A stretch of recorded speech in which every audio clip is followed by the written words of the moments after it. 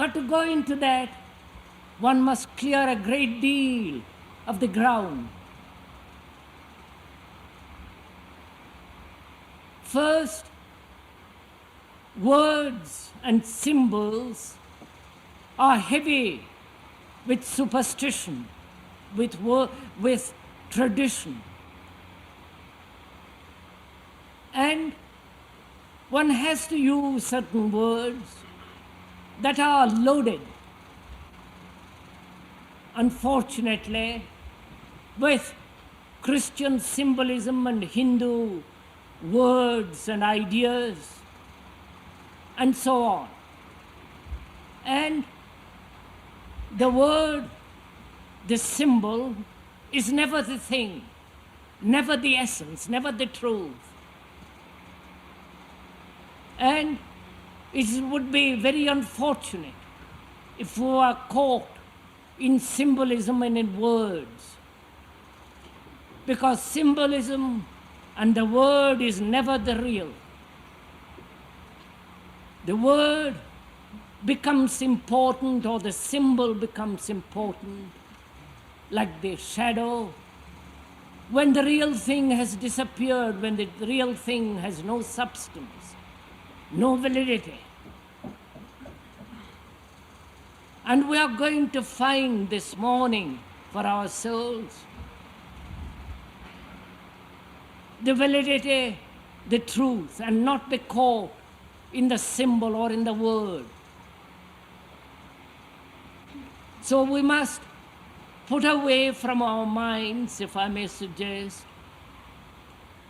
the inevitable meaning, the inevitable nature of symbols and words, and come to some reality which can never be grasped through word or through symbol. Man, that is you and I, throughout the centuries, has sought something beyond himself, something as a means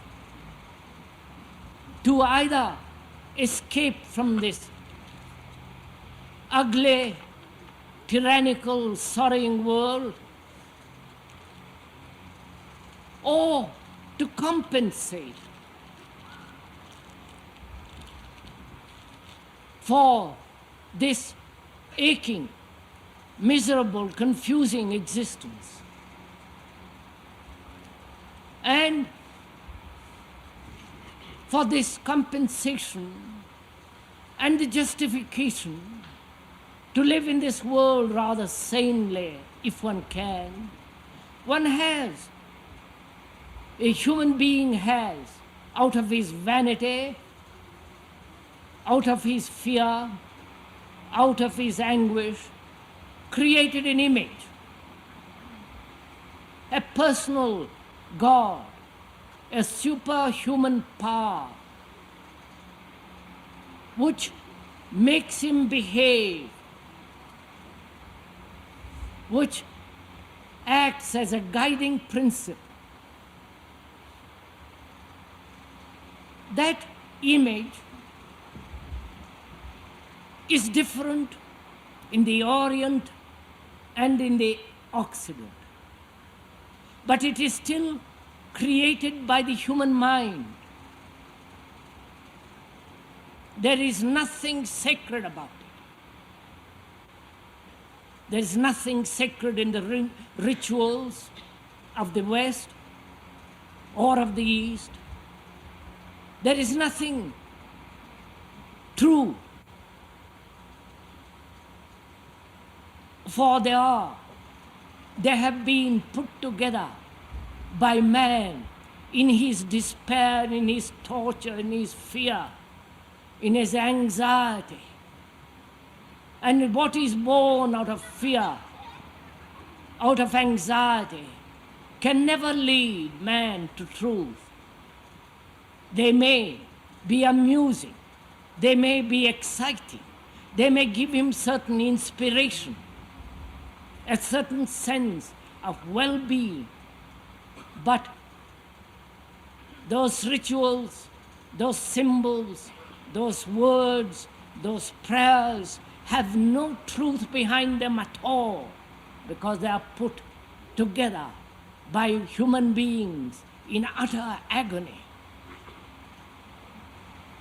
So man has always sought and apparently found. So we're going to examine, if we may, those two words, searching and finding.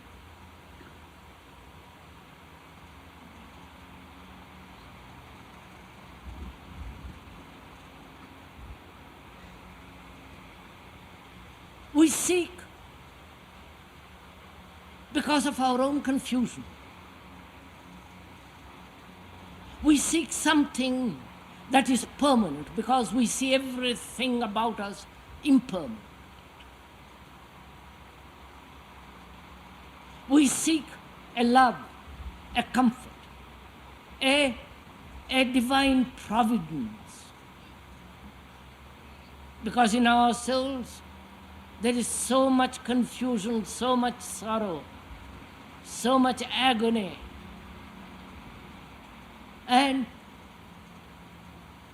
out of this chaos we seek. And what we seek is, what we find is born out of this chaos.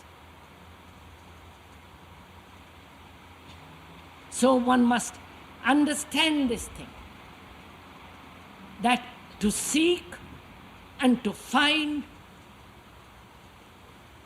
is not only a waste of energy,